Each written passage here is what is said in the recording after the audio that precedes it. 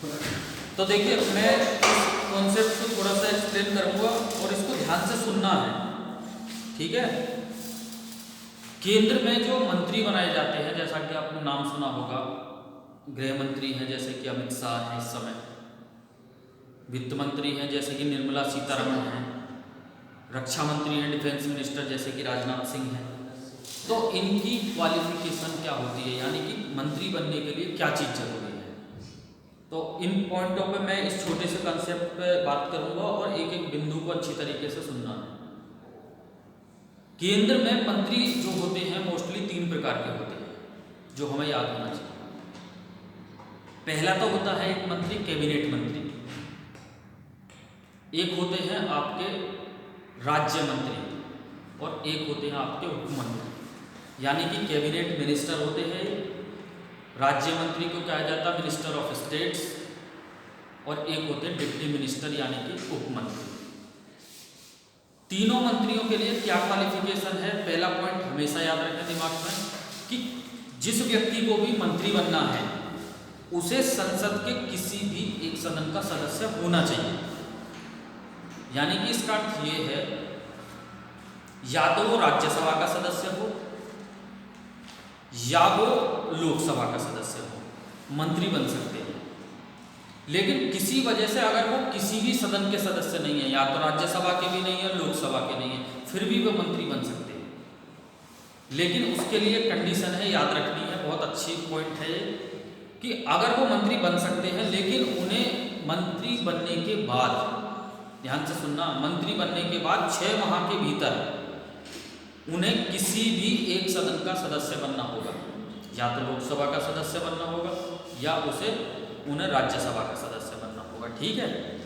यदि किसी वजह से वो ऐसा कर पाने में असमर्थ रहते हैं या ऐसा नहीं कर पाते हैं, तब उन्हें अपना पद छोड़ना पड़ेगा, यानी कि उनका वो पद जो है रिक्त हो जाएगा।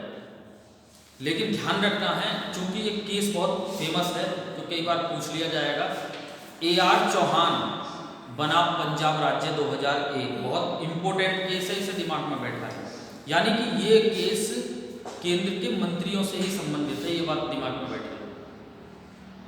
AR चौहान बनाम पंजाब राज्य 2001, उच्चतम न्यायालय ने एक निर्णय दिया कि यदि कोई व्यक्ति बिना संसद का सदस्य रहते हुए और एक बार मंत्री चुन लिया गया है और इस क्वालिफिकेशन के अनुसार वो बाद में उस सदन का सदस्य नहीं चुना गया, सपोज करो किसी भी सदन का, और वो वहां से हट गया, तो दोबारा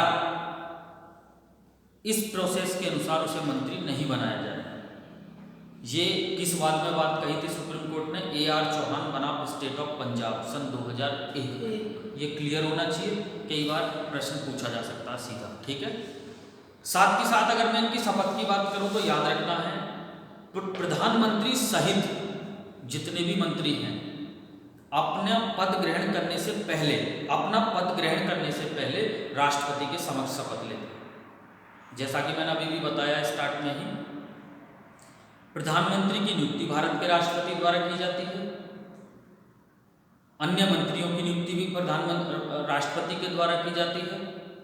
ठीक उसी प्रकार शपथ भी भारत के राष्ट्रपति के द्वारा ही दिलाई जाती है, क्लियर। और ध्यान रखना है, इनकी शपथ जो दिलाई जाती है, प्रधानमंत्री हो या फिर कोई भी मंत्री हो, उनकी शपथ भारतीय संविधान के अनुसूची 3, जिसमें शपथ का प्रारूप बताया गया है, उसके तहत दिलाई जाती है। बहुत अच्छी तरीके से याद रखना, भारतीय संविधान की अनुसूची 3 के तहत इनकी शपथ दिलाई जाती है। कई बार एग्जाम में ऐसा प्रश्न बन सकता है कि भारत के प्रधानमंत्री और अन्य मंत्रियों की शपथ भारतीय संविधान की किस अनुसूची के तहत दिलाई जाती है, तो अनुसूची 3 के तहत दिलाई जाती है, क्लियर।